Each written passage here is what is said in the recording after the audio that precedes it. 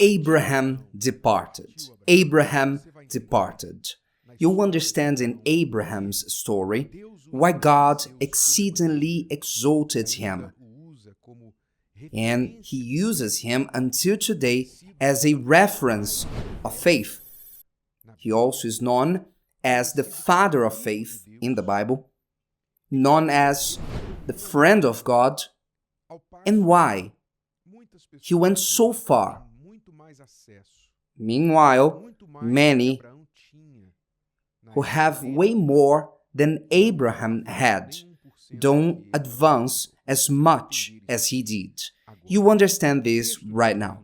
The text says in Genesis chapter 12, verse 4, "So Abram departed, as the Lord had spoken to him." So Abram departed as the Lord had spoken to him, and Lot went with him. And Abram was 75 years old when he departed from Haran. God only spoke to Abraham once. Abraham had never heard God's voice until he was 75 years old. He didn't go to church because there were no churches. Abraham had not read the Bible because the Bible had not yet been written. Abraham hadn't heard any preacher or seen a testimony, a miracle. Quite the contrary. He was a frustrated man, married for a long time, and he had no children from his wife Sarah.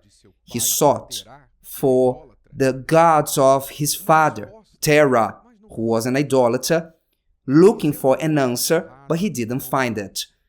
But he was an honorable man, a man of honor. He didn't want to impose on his wife Sarah the double shame of first, not being able to give him children, and second, the humiliation of having to tolerate to see another woman with her husband giving him children.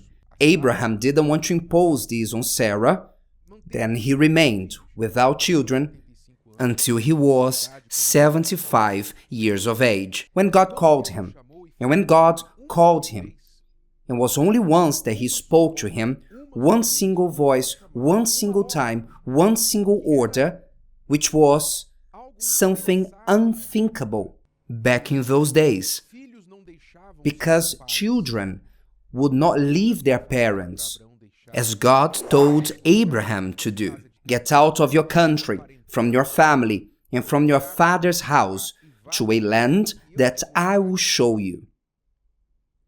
Abraham heard that voice only once, and the text says, "So Abram departed as the Lord had spoken to him." In other words, Abraham had no difficulty in departing from the place and people that he was with. Like that, Abraham departed without questioning, without a map in his hands, because God didn't give him the destination. He would show him later, with no physical proof to show others. Imagine Abraham's conversation with his father. "Father, I'm leaving." "Where to, my son?" "I don't know." "What is on your mind? You are my heir. I'm about to die, and you will depart? How come?" "God called me, Father." "Who is this God? Show me this God. Show me an image of his." "There's no image." "But what are you going to do? What did this God tell you?" "He told me that he'll make me a father of a great nation." "My son, are you drunk? You're not even able to have a child. Will you be able to be a father of a great nation? There's something wrong with you. Sarah, talk to your husband." "Sarah, what is happening to your husband?" "I don't know. I don't know. He came back like this. He went to the field and came back like this." Oh my God, Abraham, nothing could take this conviction of faith from Abraham's mind. Because when God speaks to us, there's no point of someone saying otherwise. When God speaks to us, dear friends, it's over. That's why Abraham had no difficulty departing from his father's house, from Haran, a place where he prospered. He had no difficulty departing, neither from that moment, and in no moment later. You see that Abraham had no difficulty from departing from Haran, his father's house, departing from Lot, because he only took Lot for a matter of honor. He only took his nephew because his brother had died, and left his nephew, Lot, for a matter of honor and a responsibility of a father because he had adopted Lot. When he said, I will depart, I want to go on with my life, Abraham said, no problem. He had no difficulty departing from Lot, from Beersheba, from Hebron, from Egypt, back from Egypt, and going to Moriah, and finally departing with his greatest treasure, which was Isaac. When God asked him, Abraham had no difficulty departing. But today, people don't receive God's promise. They are not exalted because they find it very hard to leave behind what separates from God, what ties them up. Many who call themselves Christians don't want to convert, because converting means they will have to let go of certain friendships, certain ways of the world. That's why you see churches today who mix the world with the Bible. No, Jesus loves you the way you are. You don't need to change. Come with us, join us. In our church you can do all things. In our church you can do anything. So many create churches to not leave things from the world behind. Many, they don't want to leave behind friendships, relatives who are interfering with their faith. One of the reasons God told Abraham to depart from his father's house was because his father was an idolater. There was no way for Abraham to follow God and to remain obedient to his father. How could he walk with God and his father if his father didn't believe in God? He was an idolater, followed other gods.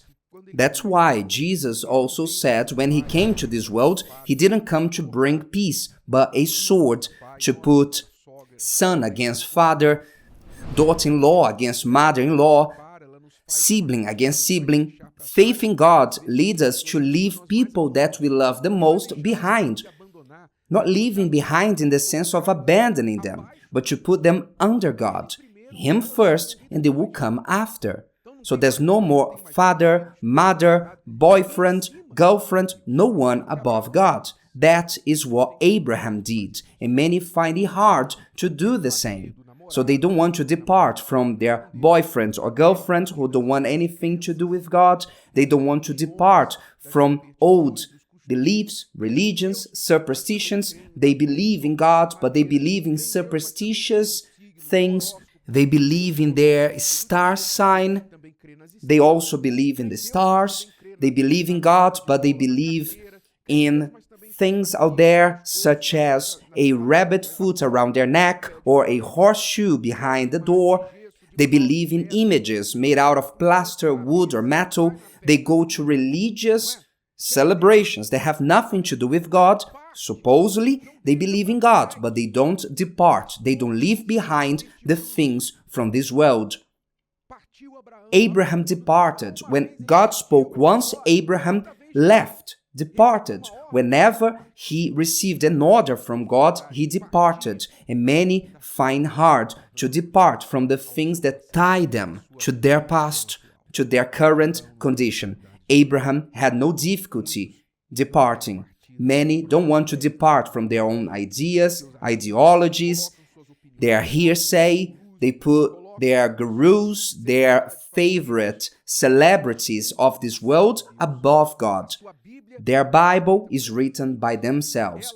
They define their own gospel, their own Bible, because their ideas are above God's. They have difficulty departing from sin, leaving sin behind. They have difficulty departing from personal dreams that don't please God. And maybe they are in God's place.